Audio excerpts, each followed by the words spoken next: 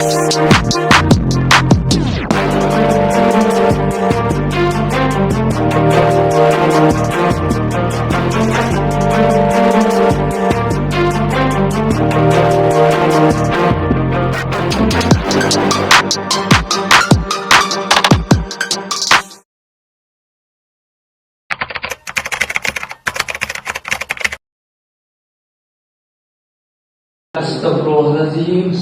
Kalian pada ngapain sih berjudi di sini? Atau di sini tempatnya buat sholat? Ngapain kamu berjudi di sini? Berbuat maksiat? Astagfirullah. Ayo sini yuk. Kita sholat yuk bareng-bareng yuk. Kita bareng-bareng, sholat bareng-bareng yuk. Kita menghadap kepada Allah yuk.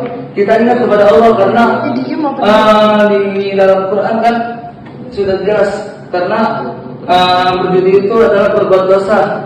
Karena kalau misalkan kita berbanyak-banyak berbuat dosa, nanti kita akan masuk neraka loh.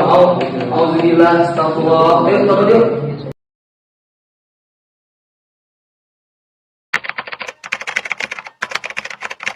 Kenapa Nabi Muhammad memutuskan hijrah ke Madinah?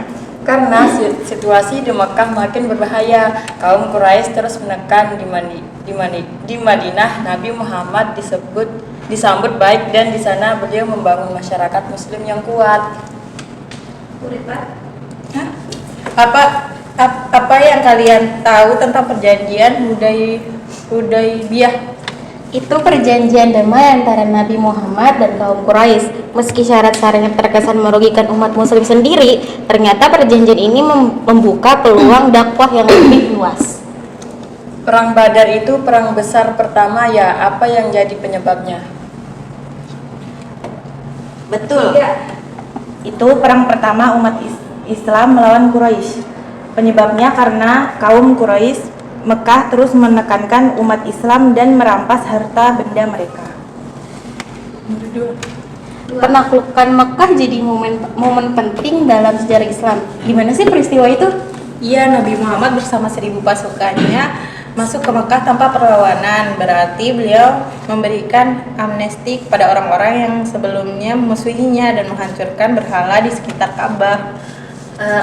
Apa yang kalian ketahui tentang Piagam Madinah? Piagam Madinah itu semacam konstitusi pertama yang dibuat Nabi Muhammad untuk mengatur masyarakat Madinah yang multikultural. Semua kelompok agama dan suku di Madinah dilindungi hak-haknya. Nah, dari kalian sendiri ada yang tahu nggak bagaimana Nabi Muhammad wafat? Beliau wafat di Madinah setelah mengalami sakit beberapa hari. Wafatnya menjadi momen kesedihan besar bagi umat Islam. Tapi beliau sudah meninggalkan teladan dan ajaran yang lengkap. Nah, menurut kalian apa sih sifat Nabi yang harus kita teladani? Menurutku sifat sabar dan pemaafnya. Beliau sering tersakiti, tetapi selalu membalas dengan kebaikan. Itu contoh yang sangat luar biasa bagi kita.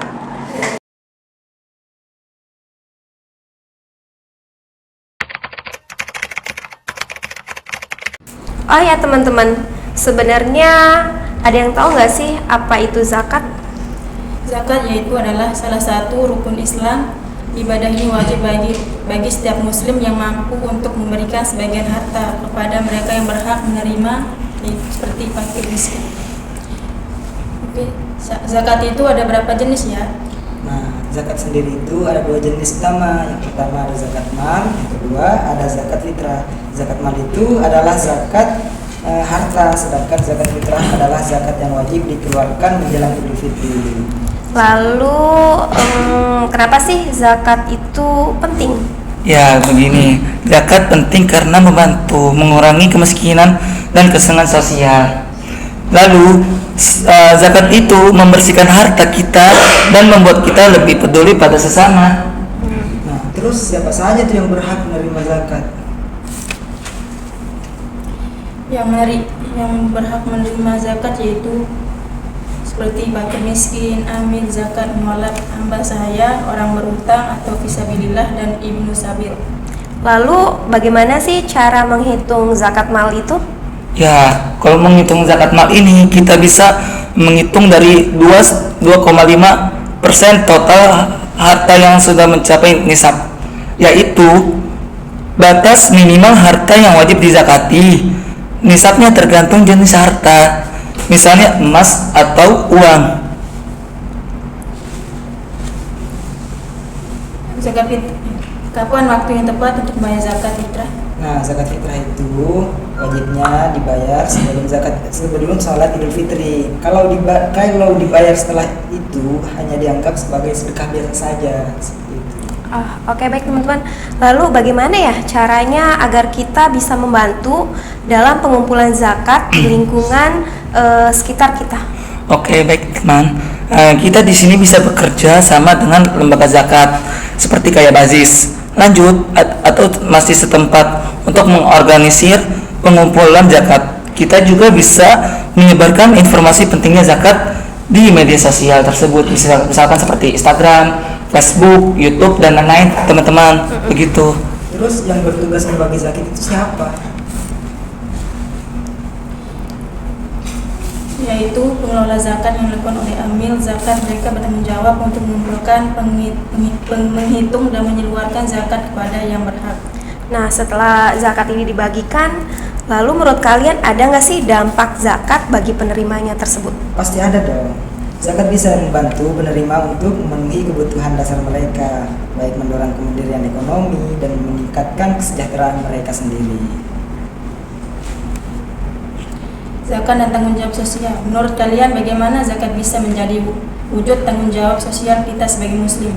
Oke, baik teman. Di sini zakat kita bisa berkontribusi dalam menciptakan keadaan sosial, membantu mereka yang membutuhkan dan mendistribusikan harta dengan lebih adil sesuai ajaran agama Islam. Oke, baik, terima kasih Hafiz atas penjelasannya. Ya, sama-sama.